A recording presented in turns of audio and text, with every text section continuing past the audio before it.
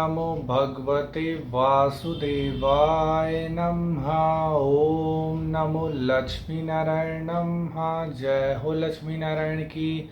राधे राधे सभी दोस्तों को। मैं आंसू उम्मीद करता हूँ सभी भक्तजन बढ़िया होंगे।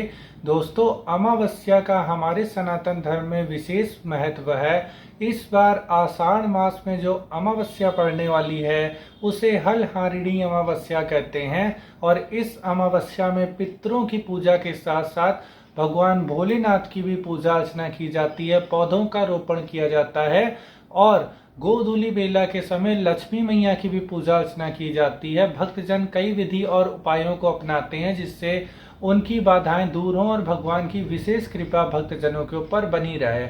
आज की इस वीडियो में मैं आप सभी भक्तजनों को बताऊंगा हलहारिणी अमावस्या, आषाढ़ की अमावस्या किस दिन है, किस दिन व्रत रखा जाएगा, स्नान और दान करने के शुभ मुहूर्त क्या हैं। सारी जानकारी इस वीडियो में मैं आप सभी भक्तजनों को देने वाला हूं। दोस्तों, अगर पंचांग के अनुसार बात करें तो इस बार आषाढ़ मास की अमावस्या तिथि का प्रारंभ होगा 13 जुलाई को सोमवार वाले दिन शाम को 6:50 पर और इस तिथि का समापन होगा 14 जुलाई को मंगलवार वाले दिन 3:13 पर। तो इस बार अमावस्या का व्रत 14 जुलाई को मंगलवार वाले दिन रखा जाएगा। इसी दिन स्नान दान भी किया जाएगा और मंगलवार वाले दिन अमावस्या पड़ रही है तो दोस्तों इसे भौमती अमावस्या कहेंगे। भौमती अमावस्या का एक खास महत्व यह है कि इस दिन भगवान हनुमान जी की पूजा अर्चना की जाती है। हनुमान जी की पूजा अर्चना करने से रोग, कष्ट और बाधाएं और ग्रह दोष दूर होता है भक्तजनों का। अब मैं आप सभी भक्तजनों को बताता हूं जो भी भक्तजन इस दिन व्रत रखेंगे उनकी पूजा अर्चना की विधि क्या होगी।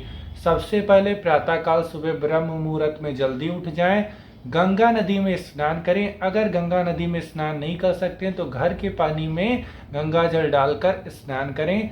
स्नान करने के बाद पवित्र वस्त्रों को धारण करें। घर के स्थान जहाँ पे आप लोग को पूजा अर्चना करनी हो उसको साफ सुथरा कर ले, घर के मंदिर को साफ सुथरा करें। तत्पश्चात अगर आपको भोलेनाथ की पूजा करनी हो तो भोलेनाथ को विराजित करें। शाम के समय माता लक्ष्मी की पूजा करनी हो तो लक्ष्मी नारायण को विराजित करें, तब अपनी पूजा अर्चना को प्रारंभ करें। पूजा अर्चना को प्रारंभ करने से पहले हाथ में जल और पुष्प लेकर संकल्प करें। 3 बार भगवान विष्णु का नाम लें, ओम विष्णु विष्णु विष्णु। इतना कहकर अपना नाम ले, अपने पिता का नाम ले, अपना गोत्र कहें। फिर भगवान से कहें कि हे भगवान, आज मैं अमावस्या का व्रत रखने जा रहा हूँ, या फिर पूजा अर्चना कर रहा हूं तो कहें आज मैं पूजा अर्चना करने जा रहा हूं। कृपा करके हमारी पूजा अर्चना को स्वीकार करें और अपनी कृपा हम पर और हमारे परिवार वालों पर बनाए रखें। जिन भी देवी देवता की आपको पूजा करनी हो, आप अगर लक्ष्मी नारायण की पूजा करते हैं अमावस्या वाले दिन तो उनकी पूजा अर्चना कर सकते हैं। उसके बाद या फिर भोलेनाथ की पूजा अर्चना या शाम के समय लक्ष्मी जी की पूजा अर्चना करनी हो तो पूजा अर्चना कर सकती, समान ही रहेगी। तत्पश्चात अपनी पूजा अर्चना को प्रारंभ करें, भगवान को विराजित करें। सर्वप्रथम उनके ऊपर रोली चंदन अर्पित करें, माता रानी के ऊपर सिंदूर अर्पित करें। अगर पुरुष हैं तो माता रानी के चरणों में सिंदूर अर्पित करें। फिर पुष्प अर्पित करें। भगवान भोलेनाथ की पूजा कर रहे हैं तो बेल पत्र हो गया, समी के पत्र हो गए, अपराजिता बेला हो गया, ये सब चीज अर्पित की जाएंगी। फिर हम लोग सुगंधित वातावरण के लिए धूप बत्ती अगरबत्ती जलाकर रखेंगे। फिर हम लोग दीप को प्रज्वलित करेंगे जिसके लिए हम सभी भक्तजन घी के दीपक का प्रयोग कर सकते हैं। उसके बाद हम सभी भक्तजन भोग लगाएंगे। अगर हम लोग इस दिन व्रत हैं तो फिर हम सभी भक्तजन फलाहार हो गया, मौसमी फल हो गए, मिठाइयाँ हो गई, पंचामृत हो गया, इन सब चीजों का भोग लगा सकते हैं। जब व्रत नहीं है तो शुद्ध शाकाहारी भोजन जिसमें लहसुन प्याज ना पड़ा हो उसका भोग लगाया जा सकता है, भोग लगाएं। अगर लक्ष्मी नारायण की शालिग्राम भगवान की पूजा अर्चना कर रहे हैं तो भोग में तुलसा दल को अवश्य अर्पित करें। अगर भोलेनाथ की पूजा अर्चना कर रहे हैं तो ऐसे ही भगवान को भोग अर्पित करें। उसके बाद अमावस्या की व्रत कथा को अवश्य पढ़ें। कुछ मंत्र में मैं आप सभी भक्तजनों को बताए दे रहा हूं। अगर लक्ष्मी नारायण की पूजा अर्चना कर रहे हैं तो माँ लक्ष्मी का मंत्र, माँ लक्ष्मी नमस्तुभ्यम नमस्तुभ्यम सुरेश्वरी हरि प्रिय नमस्तुभ्यम नमस्तुभ्यम दयानिधे भगवान विष्णु का मंत्र ओम शांताकारं भुजगशयनं पद्मनाभं सुरेशं विश्वाधारं गगनश्रेदशं मेघवर्णं शुभांगं लक्ष्मीकान्तं कमलनयनं योगविद्यानगम्यं वंदे विष्णु भवभयहरं सर्वलोकैकनाथम। अगर भक्तजन लक्ष्मी नारायण की पूजा अर्चना कर रहे हैं तो इन मंत्रों से भगवान का ध्यान कर सकते हैं।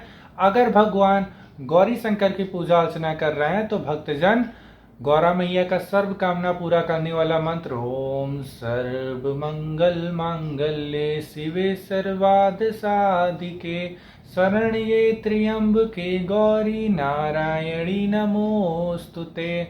और भगवान भोलेनाथ का मंत्र ओम नमः शिवाय श्री शिवाय नमस्तुभ्यम। इन मंत्रों का जाप कर सकते हैं।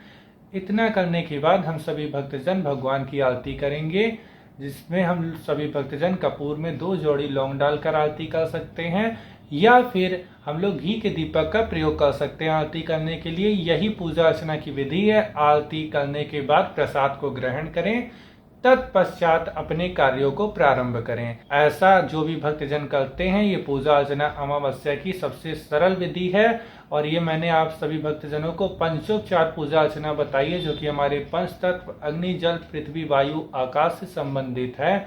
और ऐसी हमारी सनातन धर्म की मान्यता है कि अगर भक्तजनों ने भक्ति भाव प्रेम पूर्वक भगवान की पूजा अर्चना की है, कोई भी व्रत किया है, जब तक किया है, तो भगवान हमारी पूजा अर्चना को अवश्य स्वीकार करते हैं।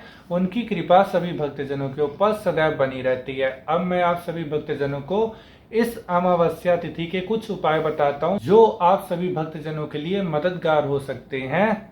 जैसे इस दिन काले कुत्ते को तेल में लगी रोटी खिलाने से शत्रु बाधाएं दूर होती हैं।